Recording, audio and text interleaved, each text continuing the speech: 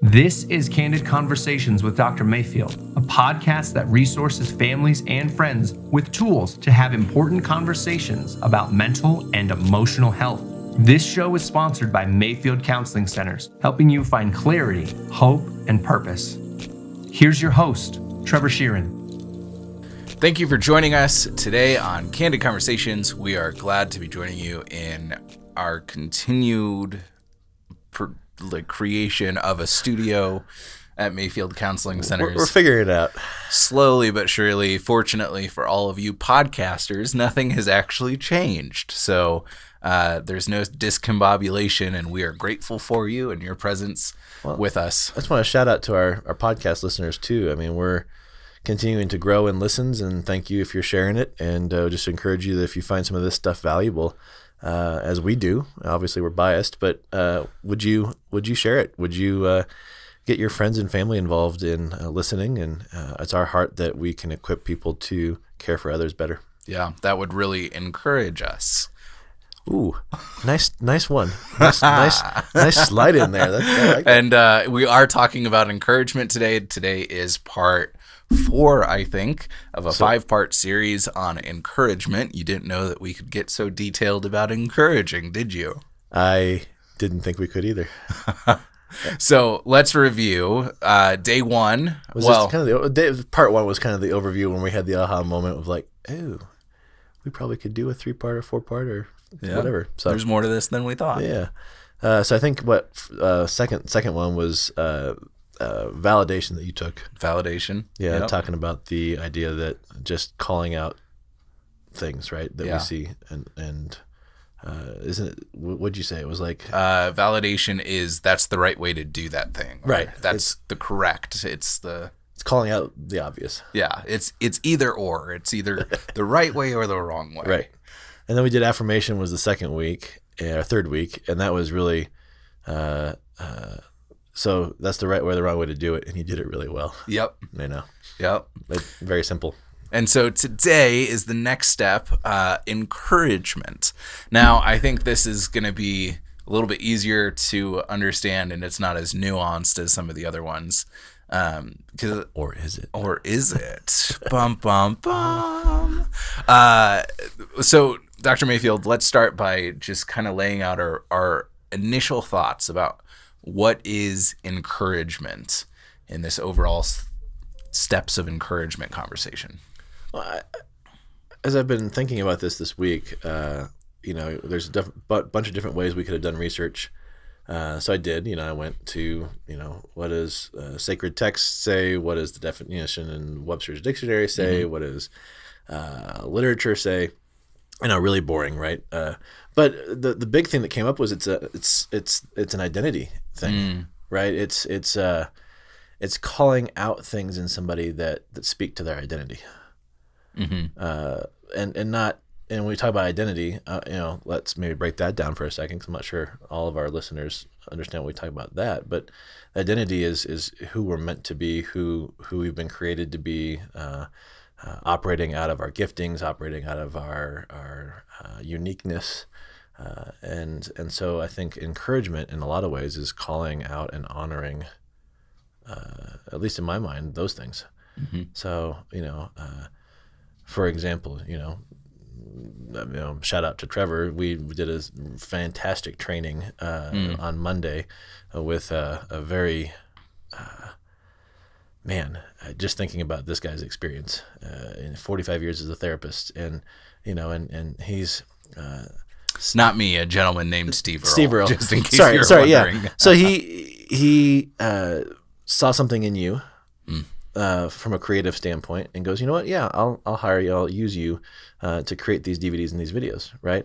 So he saw something in your identity, your creativeness. Mm-hmm. He and maybe didn't speak over you, but he chose you to be a part of this, and you did a fantastic job. Thank you. Right, and so that's the encouragement piece right there. Like, so it's taking these things that are already there, and calling them out Yep. and speaking truth. Well, and I think something that's important, because we talked about this in the first episode, is the difference between encouragement and edification. And what I'm hearing about encouragement that will separate it from next week's conversation is that it's based on an achievement, an activity, a process, something we're doing. It's the ability to call out Doing or who you are.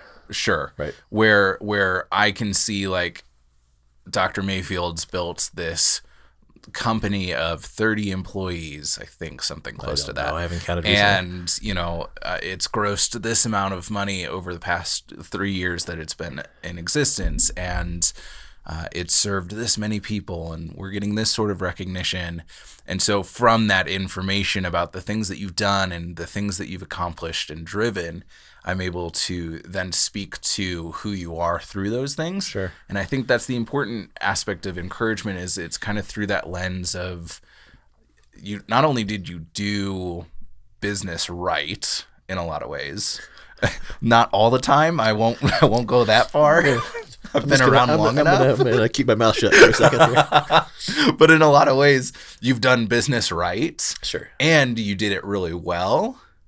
And that speaks to who you are as a person, that you were able to do all of this and build a company.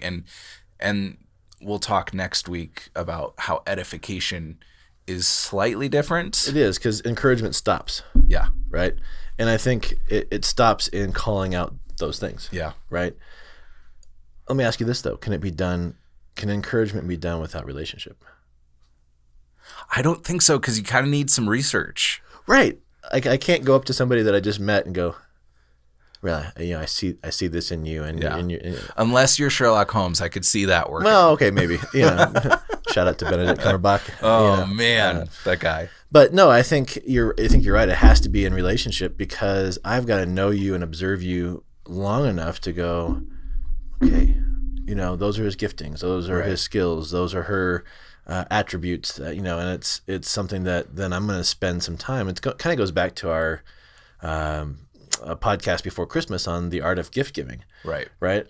If I'm in relationship with you or anybody else, I'm not going to just go get a gift card from Chick-fil-A and say, hey, Merry Christmas. Right. I could, and you might be grateful, going, oh, sweet, free Chick-fil-A. But if I'm really going to speak into our relationship, I'm going to go, okay, I know he likes pipes. I know he likes, fantasy, and I know he likes D&D and all these kind of things. So how can I get a gift that's going to really speak to my knowledge of him? And I think encouragement's the same way, right? I'm not going to say, hey, nice hair. Yeah, right. Your glasses and your hair go really well together. Right. We'll have my wife on at some point to talk about gift giving, because she is so good at coming up with clever ways to give gifts. There's a teacher who's leaving her school this semester, and she doesn't know her very well, but my wife was tasked with putting together a parting basket of gifts. And so my wife started to reflect on all the things she knew about this woman, and she had told this story about how she had this pet squirrel, apparently, like a domesticated squirrel in her backyard, something like that. Like conversation for a different time there. And so my wife's struggling to find good gifts that aren't just like a Chick-fil-A card. And shout out to Chick-fil-A. Right. Not a sponsor yet. She drives out of her way to go to the PetSmart and pick up a squirrel dog toy, and named it the same name as the squirrel and put it in the basket. And that one touch speaks to so much, because it says, not only do I know you more than just an acquaintance, I've listened to your stories, I've paid attention to you, and I thought about this as something that you're not gonna be able to take the squirrel with you in this new state that you're going to, but now you can take something that represents that squirrel. Sure. But it's intentionality. Totally. It's going out of your way to think those things. And it's interesting. I'm not going to let people off the hook for a second. I'm going to maybe ruffle some feathers for a minute. What you just described, everybody can do. Oh, yeah. Everybody should do. But I think in some ways we get lazy and we don't do it. Absolutely. But I think the same thing with encouragement, right? Nobody's off the hook. And there are some people that are I think much more adept and skilled naturally to be an encourager. Yeah. But those that aren't, it doesn't mean that you get a pass. Right. Because this is how we were designed, how we are put together to not only give that, but to receive that. Yeah. And I've met a lot of people, I'm like, oh, that's just not me.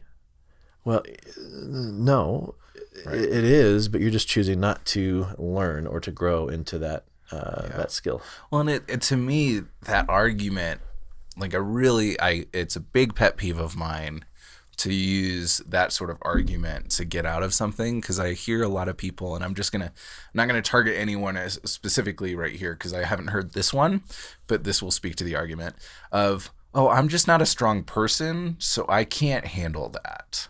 Right. And it's like, okay, maybe you're not a strong person right now and you have some growth to do, but that does not excuse you from growing. You have the opportunity to grow stronger like everyone else.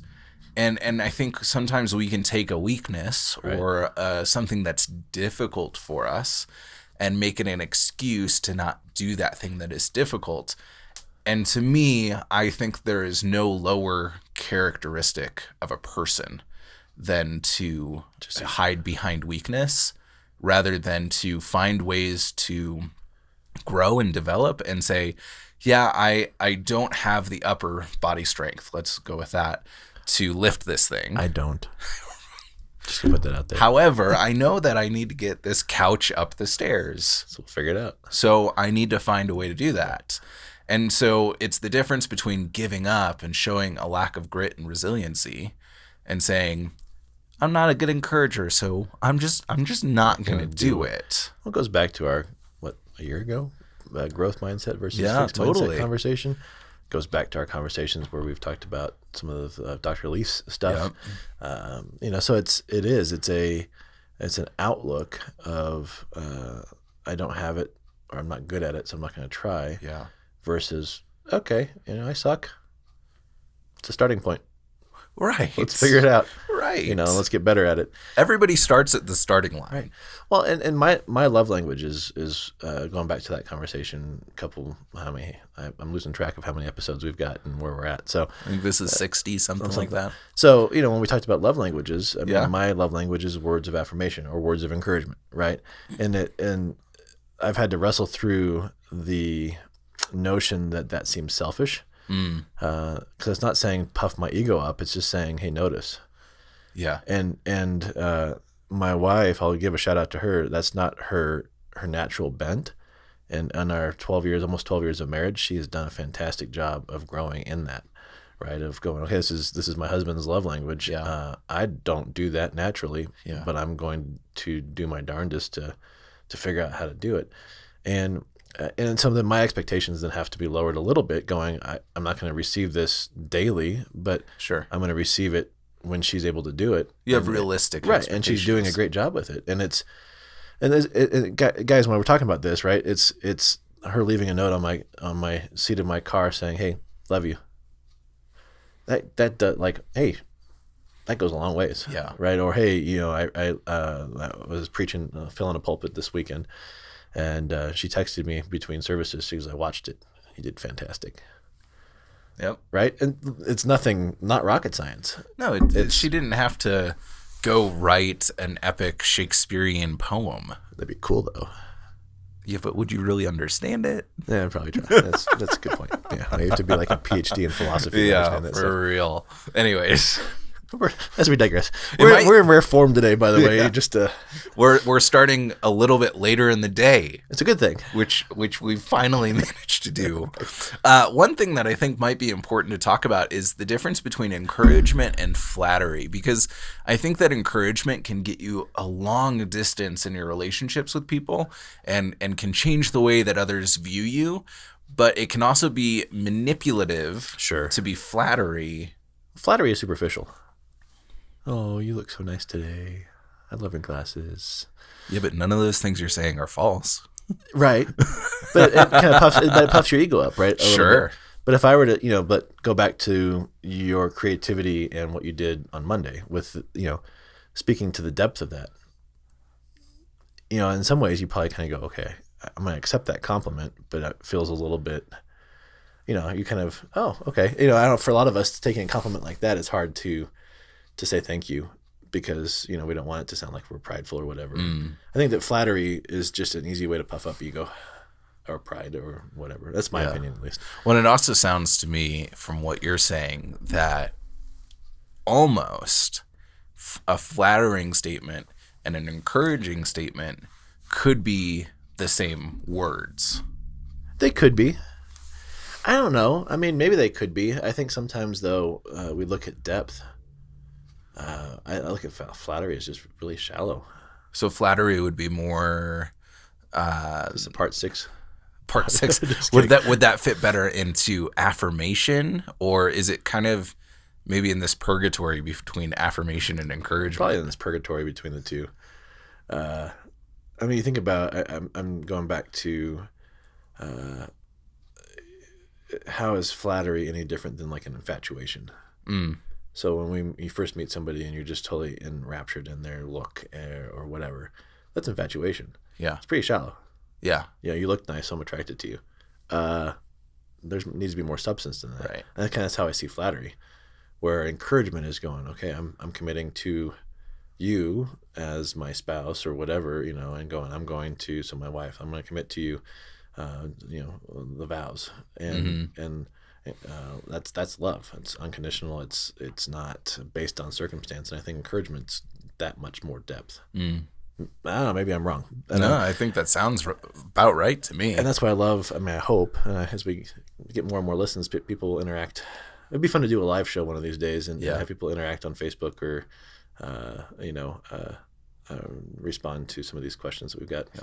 Which will happen if you reach out to us and tell us you want that to happen. Right. Otherwise, I mean, who's going to respond? It's up to you. Could be like that. Just sitting here, crickets. Like Big Bang Theory, fun with flags, and there's nothing. Nobody. We'll responding. just sit here silently, staring at the computer, waiting for somebody to be friends with us. We'll just be Michael Scott in the midst of everything. For those of you that don't know, that's The Office. Just saying. So let's kind of do a review of validation, affirmation, real quick, and then encouragement. So validation is you're doing that the right way, or that was done correctly, or that worked. Something very, very surface level. Yeah, I think affirmation is just notching it up a little bit, and it's you're doing that the right way, and you're doing it well, or you're adding your creativity to that, and that's cool. Yeah, that's nothing, and I think affirmation, and this is where I think it gets hard for you and I to talk about. But putting it back into, I think, our own personal lives, it's that person that we have is maybe it's a coworker that we don't have a deep relationship with, or it's somebody that we're getting to know that we're not kind of close friends yet. We're wanting to deepen that relationship, so it's the next step in that. I think validation is pretty much what we do at work. Right. A supervisor could do it of like, yep, that's the right way to do it. Right. Yep, you did that. Yep.